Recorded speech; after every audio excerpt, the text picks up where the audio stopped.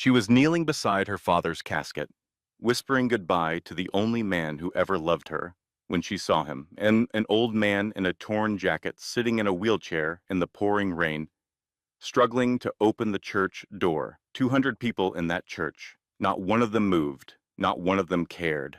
So Grace stood up. She walked past her stepmother's glare, past every person who pretended not to see, and she opened that door. She wheeled him inside.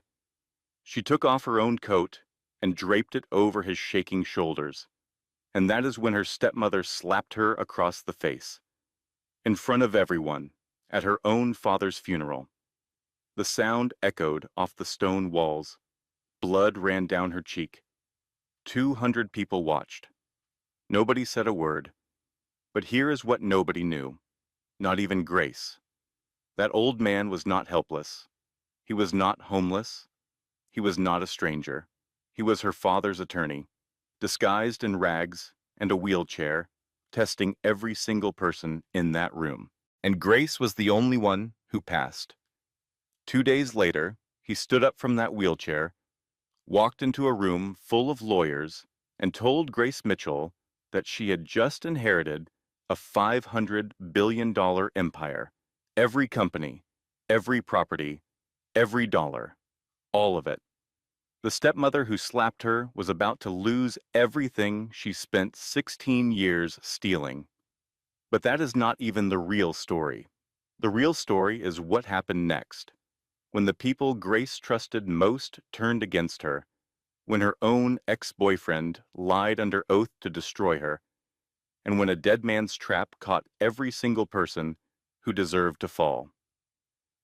The rain had been falling for 3 days straight, as if the sky itself knew that Ezekiel Mitchell was gone and couldn't stop grieving. Grace Mitchell knelt beside her father's casket in the Ashford Community Church, her right hand resting on the polished mahogany, her left hand pressed against her stomach where no one could see the slight swell beneath her black dress. 5 months. 5 months pregnant and completely alone, kneeling beside the only person who might have cared, except he was gone now too. The church was packed. 214 people, according to the guest list Victoria had personally curated. Every seat filled with someone who mattered, or at least someone who thought they did. Business partners in Italian suits, politicians who owed favors, society women whose grief lasted exactly as long as the cameras were rolling. Grace didn't belong here. She knew that. Victoria had made sure she knew that every single day for the past 16 years. She whispered to the casket, so quietly that no one could hear. "I'm sorry I didn't come sooner, Dad. I'm sorry I believed her when she said you didn't want to see me." The church doors were heavy oak, built in 1892, and they required real effort to open. That was why Grace noticed the old man before anyone else did. He was in a wheelchair, parked just outside the entrance, getting soaked. His jacket was torn at the elbow. His shoes didn't match. One was brown leather, cracked and peeling. The other was a black sneaker, held together with duct tape. His hands were folded in his lap, like he was apologizing for existing. Grace watched as the funeral attendant, a young man named Kevin, who Victoria had hired specifically for his ability to follow instructions, glanced at the old man and then deliberately looked away. She watched as 2 board members from Mitchell Holdings walked right past him, close enough to touch, and never broke stride. She watched as Victoria's eyes slid over him like he was a crack in the sidewalk, something to step around and forget. Nobody helped him. Not one person out of 214. Grace stood up. Her knees ached from the stone floor. Her back hurt. In that new way, it had started hurting 2 months ago. A deep, persistent pressure that reminded her every single day that her body was no longer just hers. Victoria caught the movement. Her stepmother sat in the front row, dressed in a black Chanel suit that cost more than Grace made in 3 months at the hospital. Her hair was perfect. Her makeup was perfect. Everything about Victoria Whitmore Mitchell was always, always perfect. Sit down, Victoria hissed, barely moving her lips. Grace didn't sit down. She walked past Victoria, past the board members, past the politicians and the society women and every single person who had looked at that old man in the rain and decided he wasn't worth the effort.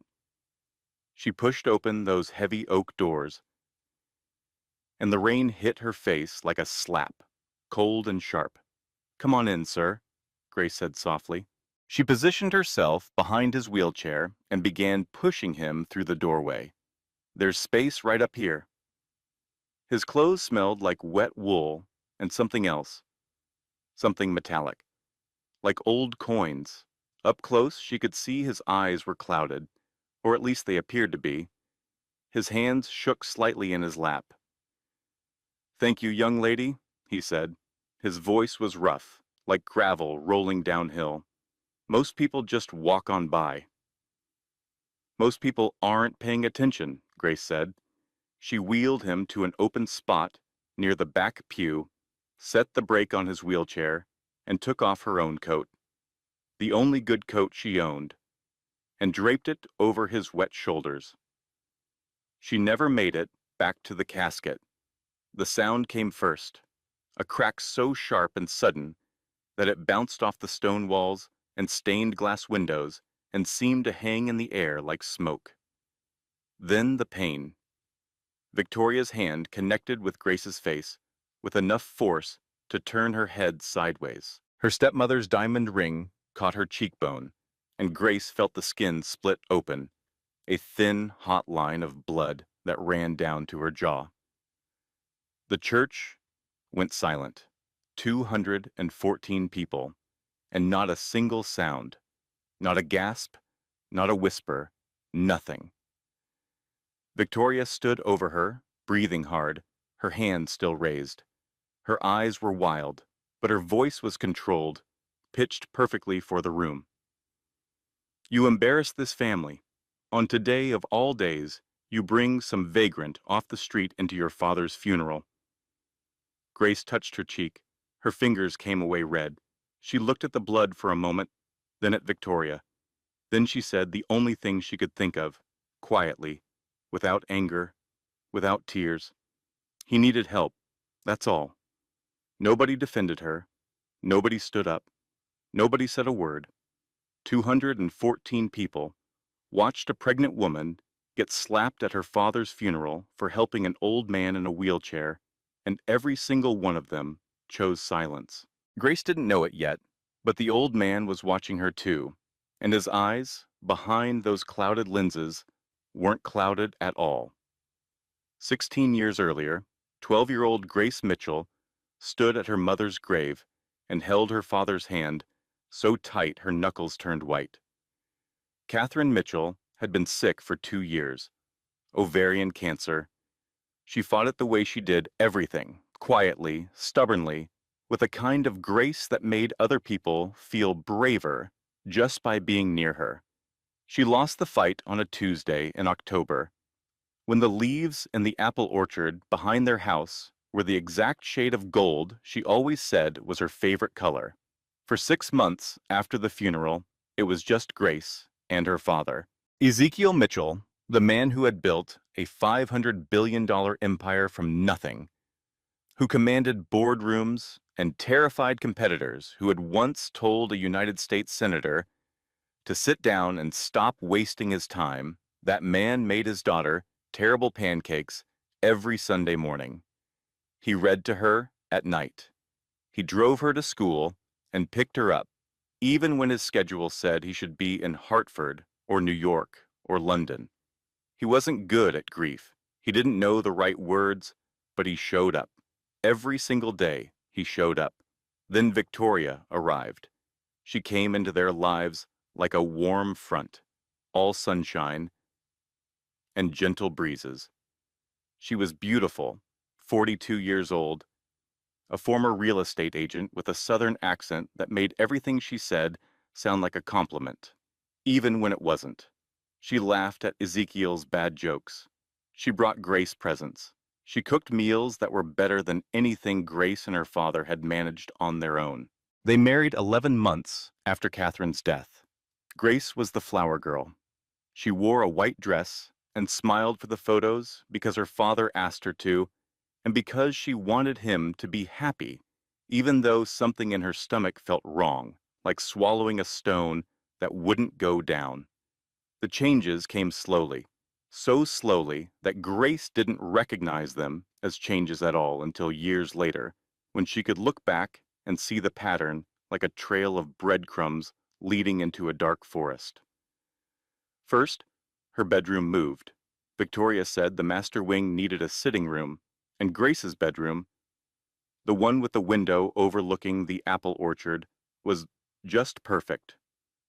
Grace moved to the smallest bedroom on the third floor. Victoria promised to decorate it beautifully. She never did.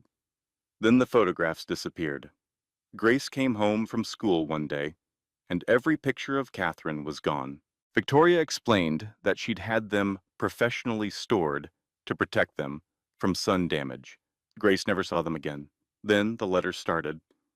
Or rather, the letters stopped. What Grace wouldn't learn for 16 years was this. Victoria intercepted everything. Every note Ezekiel tried to leave on Grace's pillow. Every text he sent asking about her day. Every birthday card. Every Christmas letter. Every attempt he made to reach across the growing distance between them. Victoria caught them all. She replaced them with silence. And silence, when it comes from the person you love most, is louder than any scream. To Grace, it felt like abandonment.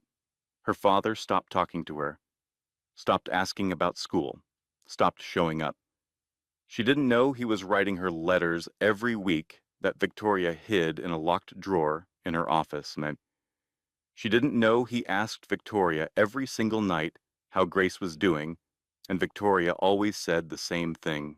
She's fine, Ezekiel. She just needs space. You know how teenagers are. Victoria told Grace a different story. Your father is very busy, sweetheart. He has responsibilities. You can't expect him to drop everything for you.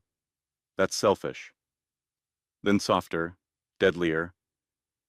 Your mother wouldn't want you to be a burden. Grace stopped waiting by the phone, stopped hoping for a knock on her bedroom door, stopped expecting to see her father's face at the breakfast table. She became invisible in her own home, a ghost moving through hallways that used to echo with her laughter, now silent except for the sound of Victoria's heels on the marble floors. She left at 18, packed one suitcase, didn't say goodbye to Victoria, went to her father's office to say goodbye to him, but Victoria's assistant said he was in a meeting. He wasn't. He was sitting at his desk, waiting, hoping she would come. Victoria had told the assistant to turn her away. Grace put herself through nursing school, 2 jobs. Student loans that felt like mountains. A one-bedroom apartment above a bakery in the working-class part of Ashford, with cracked tiles and a faucet that leaked if you ran it too long. She kept one photo of her parents on the nightstand, the one where she was on her father's shoulders in the apple orchard, both of them laughing, both of them whole. She hadn't spoken to Ezekiel in 4 years when the call came. Her phone rang at 3:17 in the morning. An unfamiliar number, a man's voice she didn't recognize, professional and careful. Miss Mitchell, I'm calling from Hartford General. Your father suffered a cardiac event this evening. I'm sorry to inform you that he passed away at 2:41 a.m. Grace sat on the edge of her bed in the dark and pressed the phone against her ear until the screen went black. She didn't cry. She couldn't. There was a wall inside her that had been building for 16 years, brick by brick, and crying would mean admitting that behind that wall was a little girl who had been waiting for her father to come find her. He never did. And now he never would. Or so she thought. The will reading was scheduled for 2 days after the funeral. Not because of tradition, but because Ezekiel Mitchell never believed in wasting time. He used to say that waiting makes people soft, makes them forget what they really want. The notice came by email. Same message to everyone. An address on the east side of Hartford, a time, and a single line that read, "Attendance is mandatory for claim verification." The law office of Kensington and Associates occupied the top floor of a brownstone that had been renovated but still smelled like history, wood polish, old paper, and the faint ghost of cigar smoke from another era. The conference room had a long mahogany table with folders placed at each seat, names printed in crisp black type. Victoria arrived 20 minutes early. She always did. Controls started with being first, picking the seat, setting the tone, making everyone else adjust to her. She wore gray instead of black because mourning was over and positioning had begun. Her new attorney, a thin man named Gerald, who talked too much and billed too little, carried 3 binders of pre-prepared legal motions. Victoria had been ready for this day for 3 years. Grace arrived quietly, same black dress from the funeral, though she had managed to wash the blood from the cuff where her nails had dug into her palm after the slap. The bruise on her cheek had faded from angry red to a dull yellow-brown. She hadn't bothered with makeup. She took her seat at the far end of the table, folded her hands, didn't look at Victoria, didn't look at anyone. Her eyes settled on a framed quote on the wall behind the head chair. "Character is what you do when nobody is watching," her father's words. She recognized them instantly. He used to say that to her when she was little, when she asked why he always tipped the waitress extra or stopped to help strangers change flat tires. "Because nobody's watching, Gracie, and that's when it counts." The room filled. Marcus Webb, the CFO of Mitchell Holdings, took a seat near the middle. 2 board members whispered to each other near the coffee machine. Gerald organized his binders. Victoria smoothed her skirt and waited. Then the door opened, and the world tilted on its axis. The old man from the funeral walked in. No wheelchair, no torn jacket, no mismatched shoes. He stood straight, tall, moving with the kind of deliberate authority that comes from decades of being the most powerful person in any room he entered. He wore a charcoal suit that fit him like it had been born on his body. His eyes were sharp, clear, and completely focused. The room went dead silent. He set a thin briefcase at the head of the table and looked around the room with an expression that was equal parts patience and contempt. "My name is Richard Kensington," he said. His voice wasn't rough anymore. It was smooth, precise, a voice that had argued cases before the Supreme Court and never once raised itself above a conversational tone. "I am the senior executor of the Ezekiel Mitchell estate. I apologize for the theater at the funeral." But the theater was necessary. Victoria's face went through 3 expressions in 2 seconds. Confusion, recognition, fear. Gerald dropped his pen. It rolled under the table, and he didn't pick it up. Richard continued, without waiting for the room to recover. 14 months ago, Ezekiel Mitchell came to my office and asked me to design a test. Not of intelligence, not of business acumen, not of loyalty, because loyalty can be bought, and he knew that better than anyone. He paused. A test of character. He opened the briefcase. Inside were folders identical to the ones already on the table, but thicker, heavier. Mr. Mitchell believed that character reveals itself most clearly when there is no reward in sight, when kindness costs you something, when the person you are helping cannot possibly help you back. He looked at Grace. She looked back at him, and something in her chest tightened. Not fear, not confusion, something deeper, the feeling of being truly seen for the first time in 16 years. "At the funeral," Richard said, "I sat in a wheelchair outside the church for 45 minutes. I was dressed in torn clothing. I appeared elderly and infirm. 197 people entered that church. Many of them are in this room right now. He paused. Let the silence do its work. One person stopped. One person left her seat at her father's casket, walked past every person who ignored me, opened the door, wheeled me inside, and gave me her own coat off her back. She was slapped across the face for doing it, and she still didn't take the coat back. Grace's breath caught. Her hand moved instinctively to her cheek, where the bruise was still fading. Richard slid a single document across the table, not to Victoria, to Grace. This is the last will and testament of Ezekiel Mitchell, executed 14 months ago and witnessed by 3 independent parties. Grace picked it up. The first line wasn't a dollar amount. It was a sentence, handwritten in her father's shaking script, scanned into the official record. If you are reading this, then someone chose kindness when it would have been easier to look away. That someone is my daughter, and she just inherited everything. Grace read it again and again. The words didn't change, but the room around her did. She could feel it shifting, like tectonic plates moving beneath a city that thought it was standing on solid ground. Everything. Every company, every property, every account, every patent, every trademark, every stock holding, every piece of real estate, every dollar of the $500 billion empire that Ezekiel Mitchell had spent 40 years building. All of it now belonged to Grace. Victoria screamed.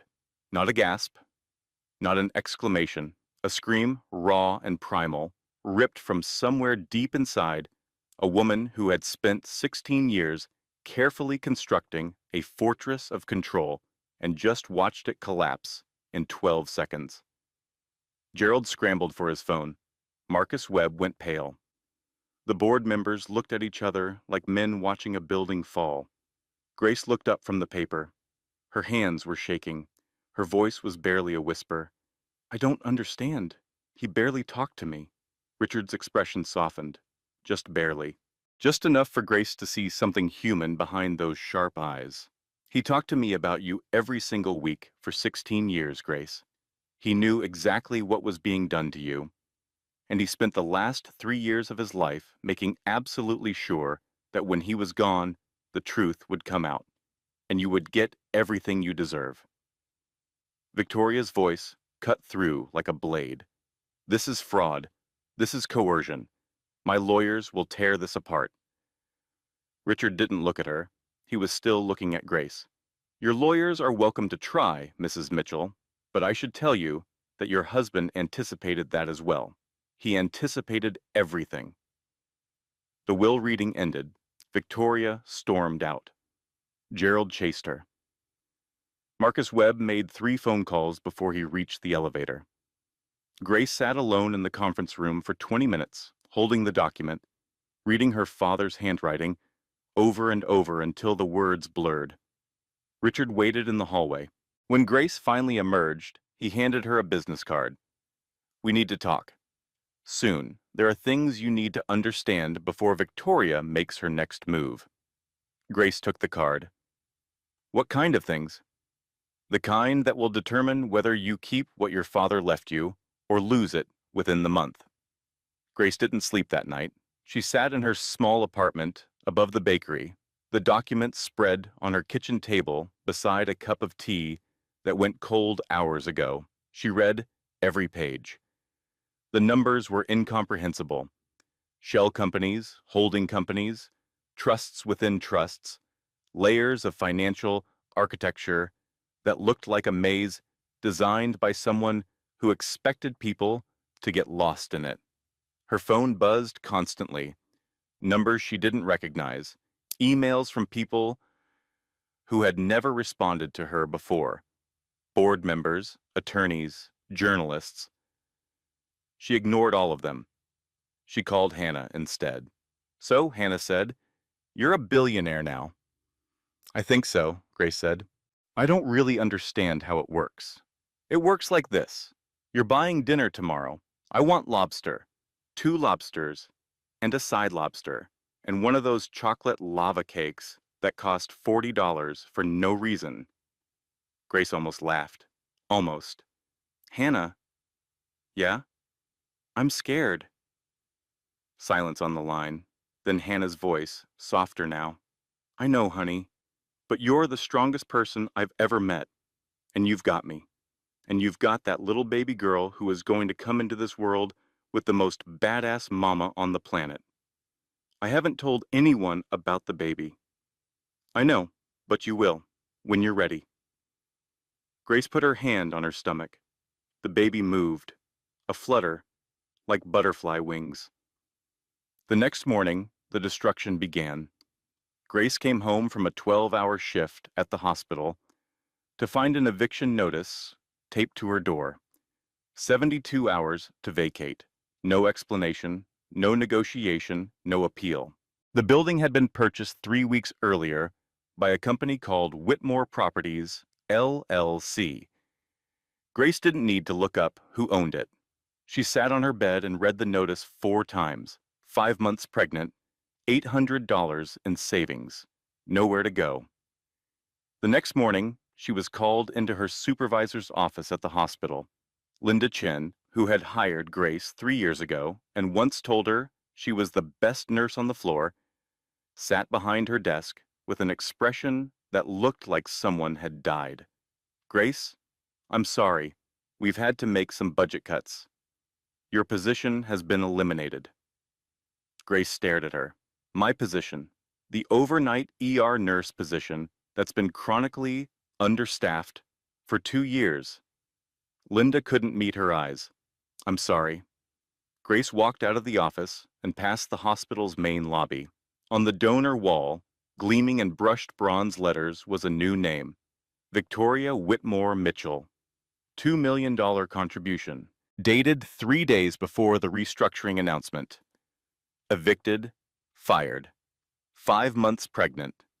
In 48 hours, Victoria had systematically dismantled every piece of stability Grace had built over the past decade. But Victoria wasn't finished.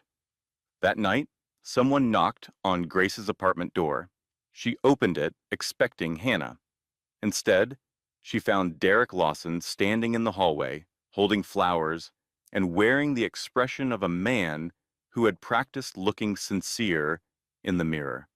Derek, the man she had loved for 2 years. The man she had called at 11 at night, shaking, terrified to tell him she was pregnant. The man who had driven to her apartment, sat in her kitchen, looked her in the eyes, and said, I didn't sign up for this, Grace. This isn't what I want.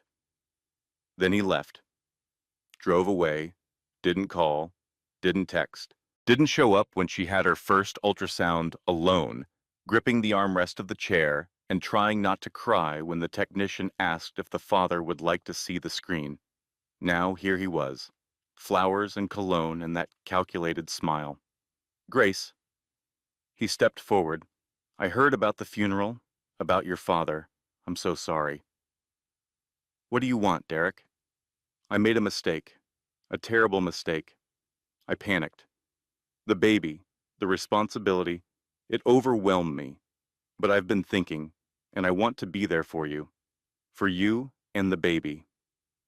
Grace looked at him, really looked, and she saw it, the way his eyes flickered when he said, your father. The slight pause before mistake, as if he was choosing the word carefully instead of feeling it. He didn't know she was being evicted. He didn't know she had been fired. He knew about the will. Everybody knew about the will. Derek, she said, you left me in a parking lot. You said, and I quote, I didn't sign up for this. You watched me cry, and you walked away. And now you show up with grocery store flowers because you heard my last name is worth something. Grace, that's not fair. The door is behind you. He reached for reached for her hand. She stepped back. He opened his mouth to argue. She closed the door, locked it, stood with her back against it until she heard his footsteps retreat down the hallway. Then she slid to the floor. At 2 in the morning, Grace sat on her bathroom floor with her knees pulled to her chest, sobbing so hard she could barely breathe. She had lost her home. She had lost her job. The father of her baby was a coward who only showed up when there was something to gain. Her father was dead. Her stepmother was systematically destroying her life. And $500 billion sat in accounts she couldn't access yet, couldn't use, couldn't eat. She put her hand on her stomach and whispered through the tears, "I don't know how to do this." The baby kicked, softly, like a small hand pressing back against hers, saying, "I'm here. You're not alone." Victoria moved fast. Within a week of the will reading, she filed a formal legal challenge. She hired Robert Crane, a corporate litigation attorney with 40 years of experience and a reputation for winning cases that should have been unwinnable. Gerald, her previous lawyer, was dismissed with a phone call that lasted 11 seconds. The challenge was built on 3 pillars. First, that Grace had been estranged from Ezekiel for years, and therefore the will represented an emotionally manipulated decision. Second, that Grace had no business experience and was unfit to manage a $500 billion empire. Third, and this was the blade Victoria sharpened in private, that Richard Kensington had exercised undue influence over a dying man. The hearing was scheduled before Judge Patricia Cole, 63 years old, 28 years on the bench, known for 2 things: absolute fairness and absolute intolerance for theatrics. She had once held a Fortune 500 CEO in contempt for checking his phone during testimony. She was exactly the kind of judge Victoria should have been afraid of. The courtroom was standing room only. News cameras lined the back wall. Reporters filled the gallery. This was the biggest estate dispute in Connecticut history, and everyone wanted to watch it burn. Grace sat at the plaintiff's table with Richard beside her. She wore a navy blue dress that Hannah had helped her pick out, modest enough for court, loose enough to hide the pregnancy she still hadn't publicly acknowledged. Her hands were folded on the table. She looked calm. She wasn't. Victoria sat across the aisle in a cream-colored suit, her hair pulled back in a style that managed to look both elegant and sympathetic. Crane sat beside her, organized and patient, a man who understood that courtroom battles were won not with explosions, but with carefully placed charges that detonated long after they were set. Crane presented his case methodically.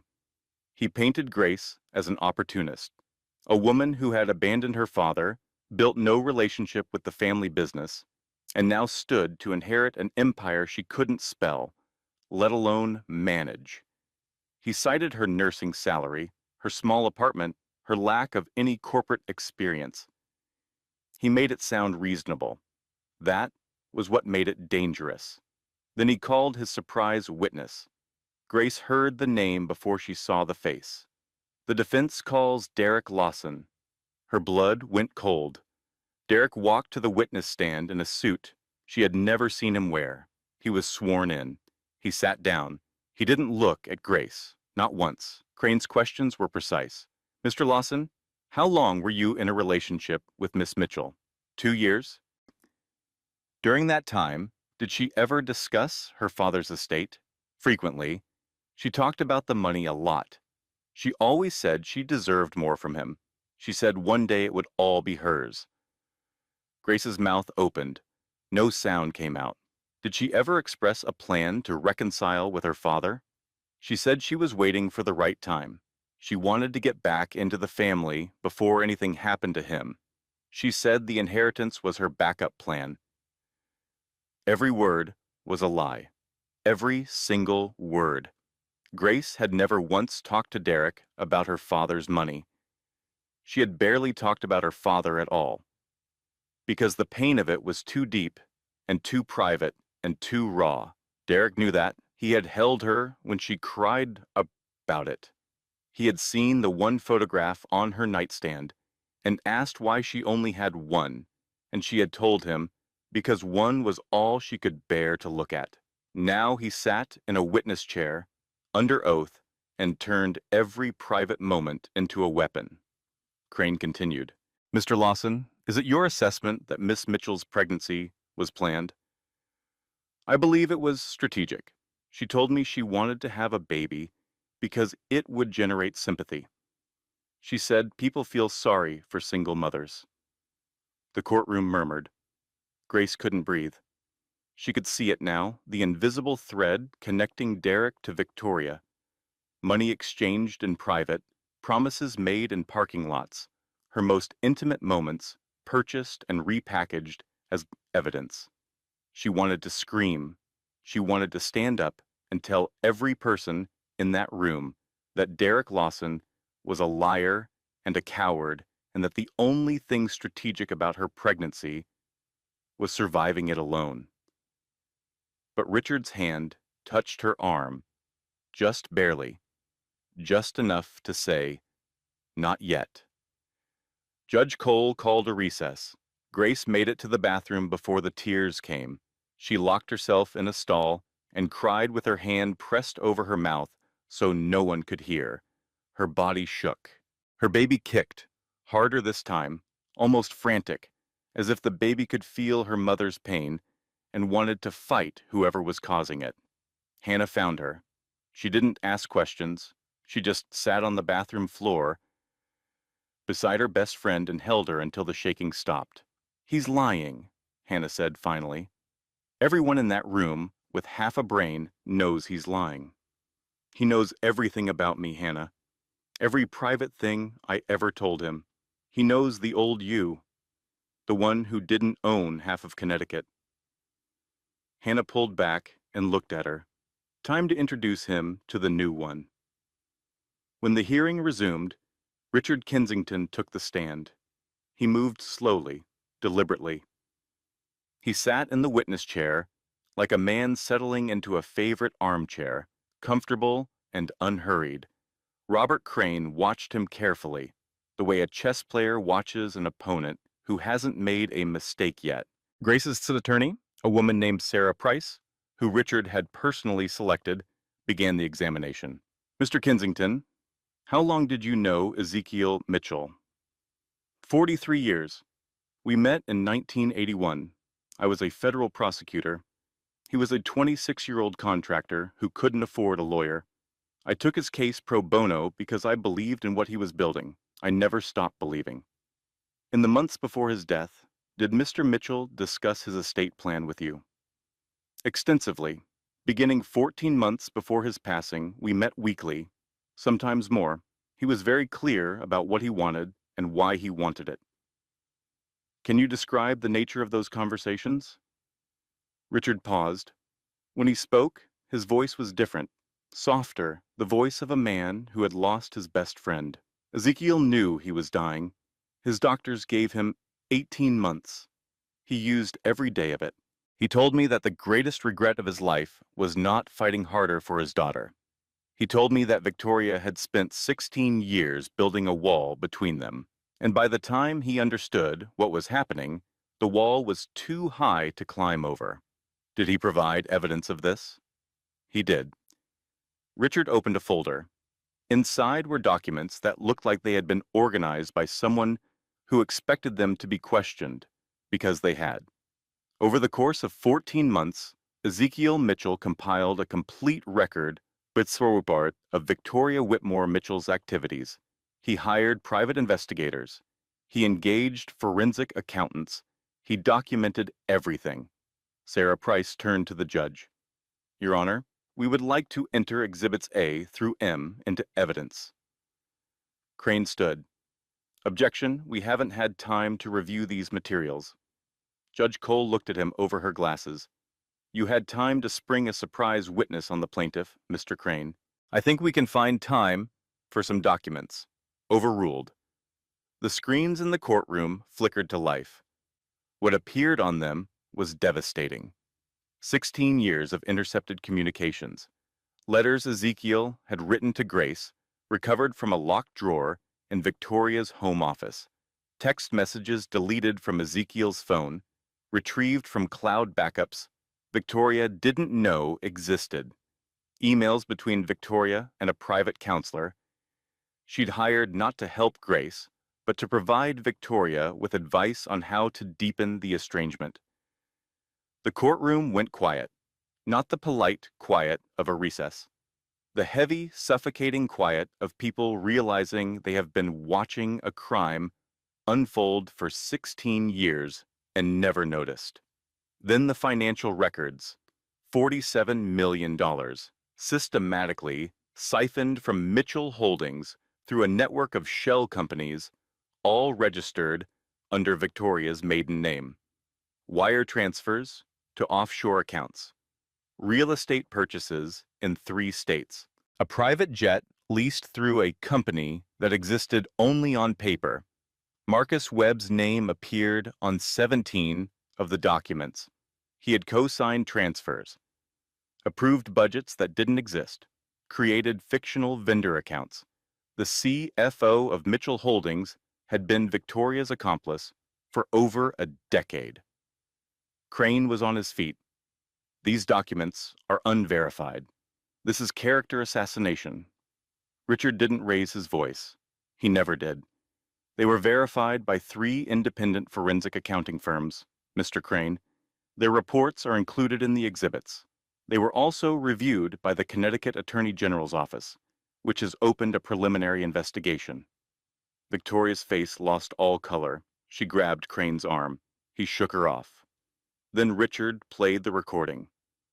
The courtroom speakers crackled, and Ezekiel Mitchell's voice filled the room, tired, sad, but steady. Victoria has been stealing from me for years. She destroyed my relationship with my daughter. She intercepted my letters. She deleted my messages. She turned my own child against me by making Grace believe I didn't care. I didn't have the strength to fight her openly. The cancer was already spreading by the time I understood what she'd done. So I'm going to make sure that when I'm gone, the truth comes out. And Grace gets everything, because Grace is the only person in my life who ever loved me for who I was, not what I had. There was a long pause. Grace sat motionless, tears streaming down her face, her hands gripping the edge of the table. If you're hearing this, Gracie, I'm sorry. I'm so sorry. I should have been stronger. I should have fought for you. Please forgive me. And please, please don't let Victoria take one more thing from this family. The recording ended. The courtroom was silent for 11 seconds. Grace counted them without meaning to. Victoria stood up. That's fabricated. That's not his voice. That's not real. Richard looked at her. It was recorded in my office on March 14th of last year. It has been certified by 3 independent audio forensic analysts. And Mrs. Mitchell, there are 14 more recordings. Would you like me to play them all? Judge Cole didn't wait for an answer. She tapped her gavel once. The challenge to the will of Ezekiel Mitchell is denied. The original will stands as written. Miss Mitchell inherits the full estate. Grace closed her eyes. She didn't celebrate. She didn't smile. She just breathed. For the first time in weeks, she just breathed. 3 weeks of peace. That was what Grace got. 21 days that felt like coming up for air after years of drowning. She moved into a brownstone in downtown Hartford. Not the Mitchell mansion, not the estate with its 12 acres and colonial pillars and rooms full of Victoria's furniture. Grace wasn't ready for that. She chose a 3-bedroom brownstone on a tree-lined street, close enough to the hospital where she used to work that she could walk past it and remember who she was before all of this. Richard became her guide. Every morning at 8, he arrived with coffee and a stack of files, and they sat at her dining room table while he explained the architecture of her father's empire. Mitchell Holdings wasn't one company. It was 237 companies, spread across 14 industries, operating in 31 countries. Real estate, technology, manufacturing, healthcare, energy, each one a puzzle piece in a mosaic that only Ezekiel had ever seen whole. Your father didn't build a business, Richard told her one morning. He built a city, and you're the mayor now. Grace's first board meeting was terrifying. She sat in her father's chair at the head of a table, surrounded by people who were older, richer, and more experienced than her. She could feel their skepticism like humidity, heavy and inescapable. She didn't pretend to be something she wasn't. I don't know this business yet, she said. I know that, but I know people. I've spent 10 years as a nurse, and the thing about nursing is that you learn very quickly who's being honest with you and who's performing. So here's what I'm going to do. I'm going to learn, I'm going to listen, and I'm going to ask questions that might seem basic to you, but I promise you this. I won't make a decision I don't understand, and I won't pretend to understand something I don't. The room was quiet. Then Richard, standing near the back, began to clap. Slowly, others joined. Grace's first executive action was to reinstate 400 employees Victoria Foyt had laid off to inflate quarterly earnings. She called each department personally. An assembly line worker in the Pittsburgh factory cried on the phone. My daughter asked me every night when I was going back to work. I didn't know what to tell her. Grace said, "Tell her Monday." Hannah called that evening. So, how was your first day as Empress of the Universe? Exhausting. I made a woman in accounting cry because I told her she wasn't getting fired. See? You're already better at this than Victoria. She made people cry for the opposite reason. That's progress. Grace laughed. A real laugh, deep and unexpected. It felt like finding a room in her house she'd forgotten existed. She had her 6-month ultrasound with Hannah by her side. The technician moved the wand across her stomach, and there she was on the screen. A baby girl, fingers and toes, and a heartbeat that filled the room like a tiny drum. Hannah held the ultrasound photo up to the light. She already has your stubborn face. She has your attitude. Look at that fist. That's my goddaughter. She came into this world ready to fight. Grace put the photo in her wallet right next to the picture of her parents in the apple orchard. 2 generations of Mitchell women. One who was lost, one who survived, and one who was on her way. Investors stabilized. The markets responded positively to the leadership change. Local news ran a feature titled, "The Nurse Who Inherited an Empire and Chose Compassion." Grace read it in bed that night, eating ice cream out of the carton, and for the first time since the funeral, she felt something she hadn't felt in years. Hope. She shouldn't have. The call came on a Tuesday, 3 weeks and 2 days after the court ruling. Grace was in her father's old office, reviewing budget proposals, when Richard walked in without knocking. He never walked in without knocking. "We have a problem," he said. Marcus Webb had not been idle. The CFO had spent the past 3 weeks building a case, quietly, methodically, with the desperate energy of a man who knows that if the forensic accountants dig deep enough, he will spend the rest of his life in prison. He had bribed a doctor at Hartford General to produce falsified medical records, suggesting that Ezekiel Mitchell had been suffering from severe cognitive decline in the months before his death. He had convinced 3 board members, men who owed their positions to Victoria's patronage, to join an internal coup. And he had prepared a motion for an emergency vote to remove Grace as executor, pending a competency review of the will. But that wasn't the worst part. The worst part was that someone, and Richard couldn't yet prove who, had leaked Grace's medical records from the company health plan she'd enrolled in after taking control. Her pregnancy was now public knowledge. Grace saw the headline on her phone before Richard could tell her. "Mitchell Hare, pregnant and alone. Is she fit to run a $500 billion empire?" The article was devastating, not because it said anything explicitly cruel, but because it said everything implicitly. Unmarried, no listed father, emotional vulnerability, high-risk decision-making. It painted a picture of a woman who was in over her head, drowning in hormones and sentimentality, unfit to manage a lemonade stand, let alone a global corporation. Grace's phone rang. Victoria. She answered without thinking.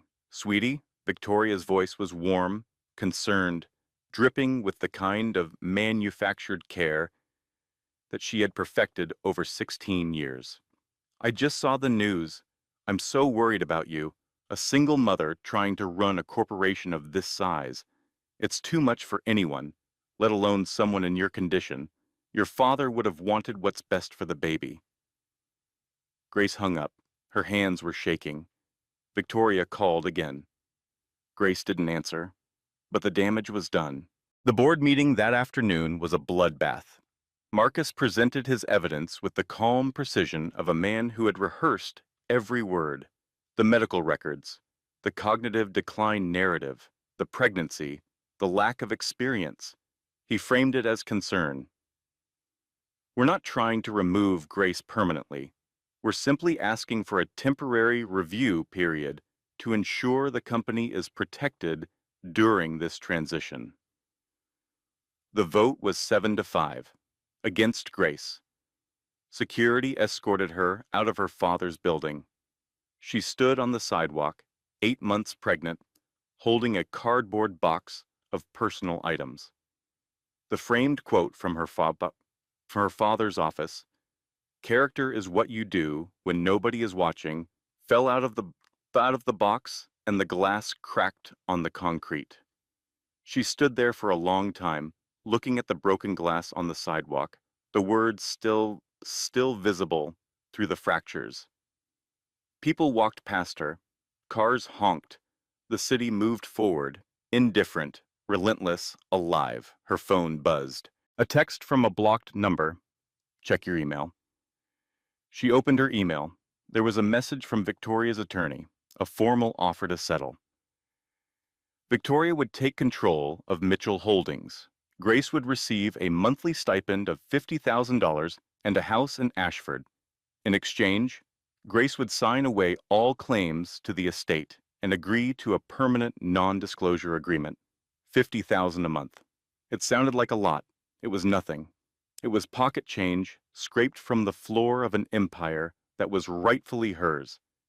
At the bottom of the email, in small type, "This offer expires in 72 hours. Victoria was giving her 3 days. The same number of days she'd given Grace to vacate her apartment. That night, Grace sat in Hannah's spare bedroom. Everything was gone again. The company, the security, the future she was building for her daughter. Her phone rang. She looked at the screen. Derek. She should have ignored it. She knew that. But at 3 in the morning, 8 months pregnant, sitting in a borrowed room with nothing left, you don't always make the decision you would make in the daylight. Grace. His voice was different now, shaky, uncertain. Nothing like the confident liar who had sat on the witness stand. I know what they did. Victoria, Marcus. I know about the coup. Grace, I'm sorry. She promised me money, $200,000, and I was weak. I was stupid. I want to help fix this. I'll recant my testimony. I'll tell the truth. Grace closed her eyes. She wanted to believe him. Every tired, broken, desperate part of her wanted to believe that one person in her life was capable of doing the right thing. Meet me, Derek said. I'll explain everything. There's a restaurant on Main Street, the one we used to go to, tomorrow at noon. She agreed.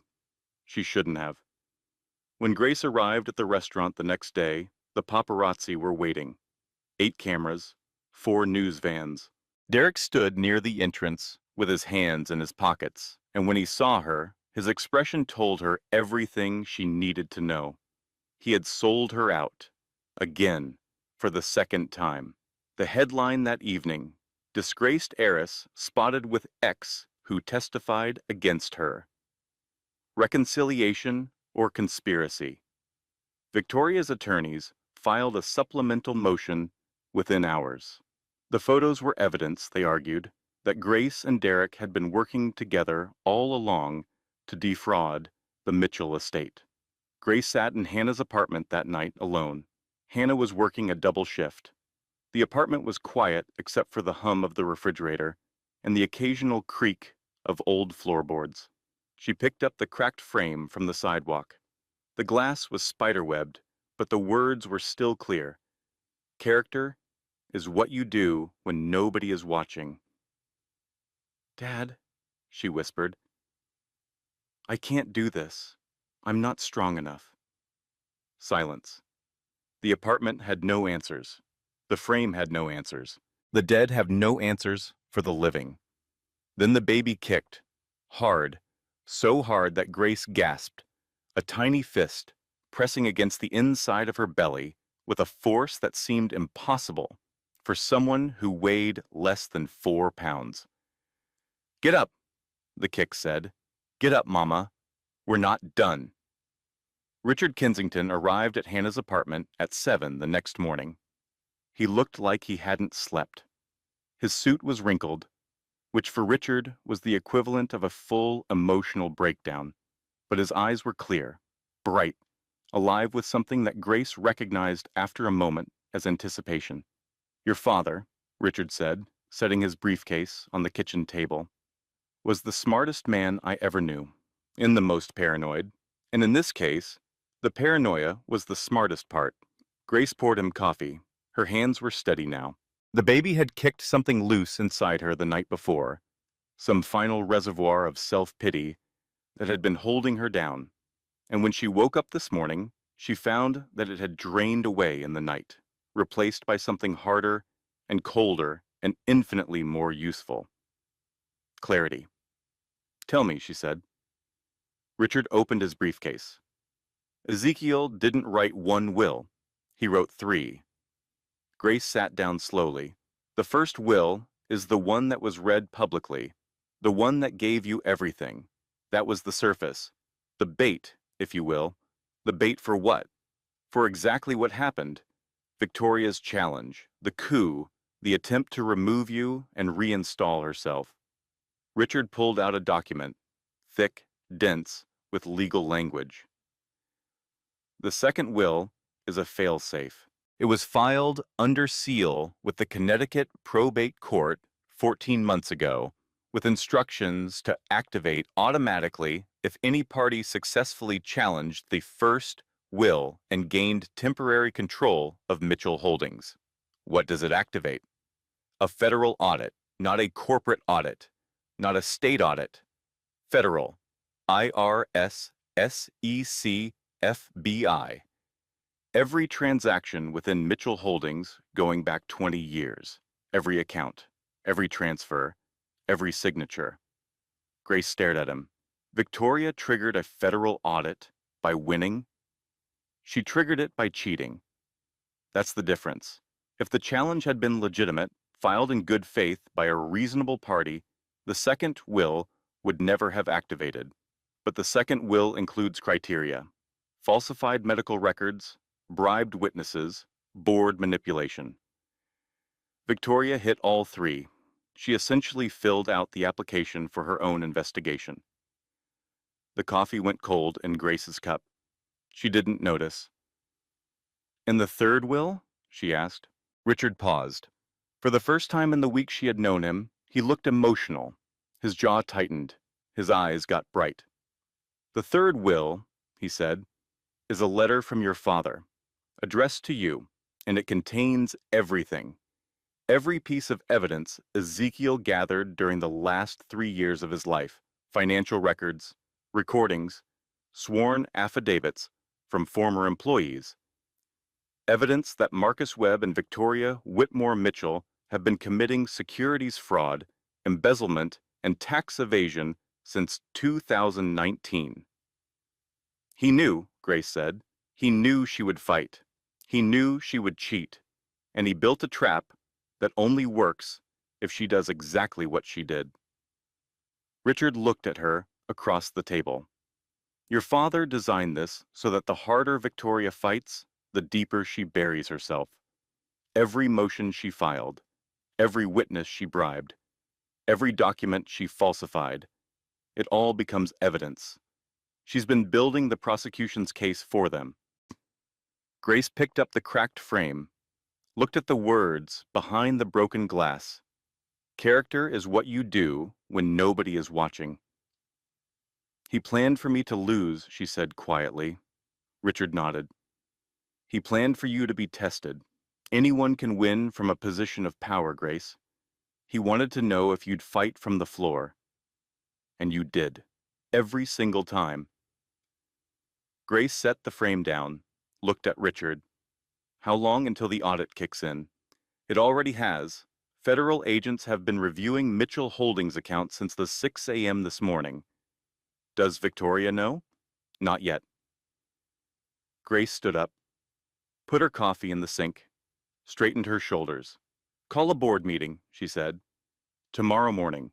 All members present, no exceptions. Richard studied her. What are you going to do? I'm going to finish what my father started. The boardroom of Mitchell Holdings occupied the 42nd floor of the glass tower Ezekiel built with his own hands. On a clear day, you could see 4 states from the windows. Today the sky was cloudless. Everything was sharp and bright and inescapable. Victoria arrived early, of course. She sat in the CEO chair she had occupied for less than 3 weeks, and she looked triumphant. Marcus Webb stood beside her, tablet in hand, running through the morning agenda like a man who had already won. 3 complicit board members sat in their chairs with the satisfied expressions of people who believe they have backed the right horse. The door opened at 9 a.m. exactly. Grace walked in, 8.5 months pregnant, wearing a simple white dress. No jewelry, no briefcase, no entourage.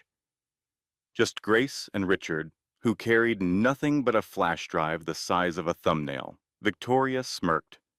This meeting isn't open to former executives, sweetheart.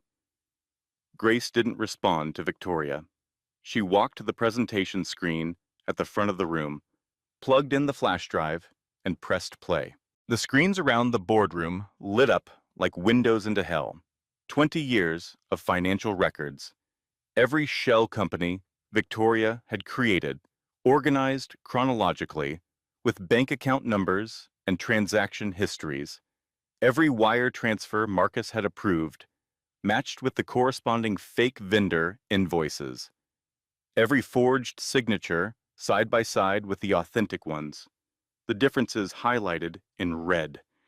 Every offshore account, every real estate purchase, every private jet lease, every dollar of the $47 million that had been stolen from the company Ezekiel Mitchell spent his life building. Marcus jumped to his feet. Where did you get that? Richard's voice was calm.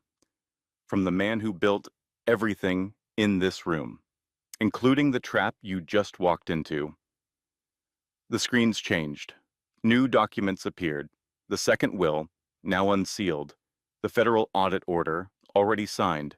The FBI warrants, already executed. And a timeline showing that federal agents had entered the building at 7 a.m., 2 hours before the meeting began. They were already here, downstairs, in the finance department, in Marcus's office, in the server room. They had been here all morning, and nobody had told Victoria because nobody who knew had any reason to warn her. Victoria stood. Her face was the color of ash, the same color it had been at the funeral when the old man in the wheelchair stood up. But this time there was no recovery, no plan B, no back door. You can't do this, she said. Her voice cracked on the last word. I'll fight this. I'll appeal. You'll what, Victoria? Grace's voice was steady, not loud, not angry, just present. Slap me again? The room went silent. Every person at that table remembered the funeral, the sound, the blood on Grace's cheek, the 214 people who did nothing. Grace continued. 16 years. You stole 16 years from my father. You stole his letters. You stole his voice. You stole his money. You convinced a dying man that his own daughter didn't love him. And 3 weeks ago, you stole my company. She paused, looked around the room, at the board members who had voted against her, at Marcus, who was already sweating through his shirt, at Victoria, whose hands were shaking. But you forgot one thing, Grace said. My father didn't build this for you. He built it for me.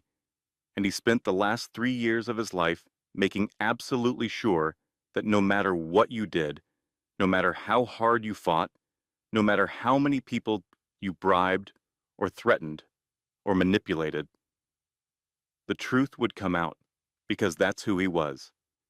She put her hand on her stomach. The baby moved. And that's who I am. The boardroom door opened. 2 FBI agents entered, followed by 4 more, professional, quiet, inevitable. Marcus Webb was handcuffed first. He started crying before they finished reading his rights. Loud, messy, undignified tears. The tears of a man who spent years believing he was too smart to get caught and just discovered he was wrong. Victoria was handcuffed second. She didn't cry. She stood perfectly still while the agent secured the cuffs, and she looked at Grace the entire time. Her expression was complicated. Layers of hatred and calculation and something else. Something Grace almost didn't recognize because she had never seen it on Victoria's face before. Respect. As they led her toward the door, Victoria stopped. The agents paused. He loved you, Victoria said quietly. I knew that. I always knew that. I just thought if I could make you disappear, his love would have nowhere to go except to me. She paused. It doesn't work that way, does it? No, Grace said. It doesn't. Victoria nodded once. Then they let her out. The 3 board members who had voted for the coup resigned before lunch. They weren't charged, but they would never sit on another board again. Derek Lawson was arrested for perjury the following week. He called Grace's phone 17 times from the county jail. She never answered. There is a moment somewhere between crisis and calm when everything you have been carrying falls away and you are left standing in the quiet, lighter than you have ever been. Grace felt it that afternoon, sitting alone in her father's office for the first time since the coup. The room smelled like leather and old wood, and faintly, she imagined, like him.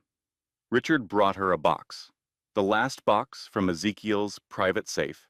Inside were 212 letters, envelopes addressed to Grace Mitchell in her father's handwriting, each one dated, each one sealed. 16 years of letters, every birthday, every Christmas, every random Tuesday when Ezekiel sat at his desk and wrote to a daughter he thought had forgotten him. Grace opened the first one, dated 6 months after Victoria arrived. Dear Gracie, I moved your bedroom today. Victoria said you needed space, but I don't think that's true. I think I'm making a mistake. I just don't know what kind yet. I miss hearing you laugh. The house is too quiet. I love you, Dad. She opened the next one, and the next, and the next. She read them for 3 days. She cried for most of it. Deep, shaking, 16 years of silenced tears that left her empty and clean like a house after a flood. Damaged but still standing, she put them in a fireproof safe beside her mother's photograph. 2 women who loved her, one who raised her, one who was coming. Grace went into labor on a Thursday afternoon during a board meeting. Her water broke mid-sentence, right in the middle of approving the new employee benefits package, which she later said was appropriate because the benefits package included 12 weeks of paid parental leave. Hannah drove 90 miles an hour in a Subaru that was not designed for 90 miles an hour. I delivered 1 baby in nursing school, Hannah shouted over the sound of the engine. "And I will not be delivering this one in a Subaru. Just drive, Hannah." Richard followed in a town car, on the phone with the hospital administrator, demanding the best room, the best doctor, and fresh flowers, which Grace had not requested, but which he felt were important. "Hannah," Richard's voice came through the speakerphone, "you've run 4 red lights. 5, the 5th one was orange." Charlotte Catherine Mitchell was born at 7:32 p.m., 7 pounds 4 ounces. She had Grace's eyes and her grandmother Catherine's chin and a grip strength that made the delivery nurse laugh and say, "That one's going to be trouble." Grace held her daughter in the hospital room while the last light of the day came through the window and painted everything gold. Richard stood in the doorway, his hands clasped behind his back, his eyes wet for the first and only time Grace would ever see. Hannah was asleep in the visitor's chair, still wearing the scrubs she'd had on during the drive, snoring softly. On the windowsill, in a new frame, with the crack still visible underneath, sat her father's quote: "Character is what you do when nobody is watching." Grace looked at her daughter's face, so small, so new, so completely unaware of the empire that waited for her, the fortune that bore her name, the war that had been fought before she took her first breath. "Your grandfather built something incredible," Grace whispered. "Your grandmother was the bravest woman I ever knew. Your mama was a night shift nurse who talked to old men in wheelchairs and got slapped for it. And you, little one, you are the reason all of it matters." Charlotte yawned, a tiny, perfect yawn. Grace smiled, not for the cameras that would come tomorrow, not for the board that would need her on Monday, not for the $500 billion empire that she had never wanted, but would protect with everything she had. She smiled because her daughter was here, because the letters had been found, because the truth had come out, the way her father always knew it would, and because for the first time in her life, Grace Mitchell was not invisible. Outside the hospital window, the city of Hartford moved forward, cars and lights and lives, all pressing on toward tomorrow. The Mitchell empire endured, the cracked frame held, and somewhere, in whatever quiet place the dead go when their work is finally done, Ezekiel Mitchell rested. His daughter was home. This is a story about what kindness costs and what it returns. It is about the people who show up when nobody is watching and the price paid by those who only perform when the cameras are on. If you have ever been overlooked, underestimated, or made to feel invisible, this story was written for you. If you are ready, stay with me. This is going to change the way you see every stranger you walk past tomorrow. And if this story moves you, do me one favor. Hit that subscribe button. Leave a comment telling me where you are watching from. Share this with someone who needs to hear it today. Because stories like this do not just entertain. They remind us who we are supposed to be. This content was carefully researched, developed, and manually edited by our team to deliver meaningful stories with real-life lessons. Every word was crafted with purpose because we believe great stories deserve more than shortcuts. Thank you for watching, and thank you for being part of this community.